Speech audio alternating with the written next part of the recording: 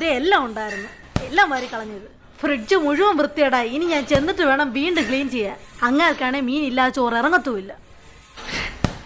ജിബ്രാന് പിന്നെ ബീഫ് എന്ന് പറഞ്ഞാൽ ആക്രാന്താ. ഇന്ന് പോകുമ്പോൾ മാർക്കറ്റിൽ നിന്ന് കുറച്ച് ബീഫും വാങ്ങി വേണം പോവാൻ. ബീഫ് ഒരുപാട് തിന്നാൽ കൊളസ്ട്രോൾ ആണേ. ഞാൻ അങ്ങനെയൊന്നും കൊടുക്കില്ല. എന്നാലും വല്ലപ്പോഴും വാങ്ങിയില്ലെങ്കിൽ വല്ല ഹോട്ടലും പോയി തിന്നു കളയും. പുള്ളിയോട് വന്ന് വർക്കൗട്ട് ചെയ്യാൻ പറ. വല്ലാതെ വയറിയാടുന്നുണ്ടേ. പണ്ടത്തെ പോലെ ഒന്നും അല്ല, ഇപ്പൊ ഭയങ്കര മടിയാ. ഷോപ്പിൽ നിന്ന് വന്നാൽ മൊബൈൽ നോക്കി ഒറ്റ കിടപ്പാ.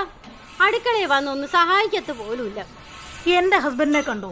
ഇപ്പോഴും കണ്ട ദുൽഖറിനെ പോലെ ഇരിക്കുക. എന്നും വർക്കൗട്ട് ചെയ്യും. ആരുടെ കൂട്ട്? ദുൽഖറിന്റെ കൂട്ട്. ദുൽഖറിന്റെ കൂട്ട് ഞങ്ങൾക്ക് അങ്ങനെ തോന്നില്ല.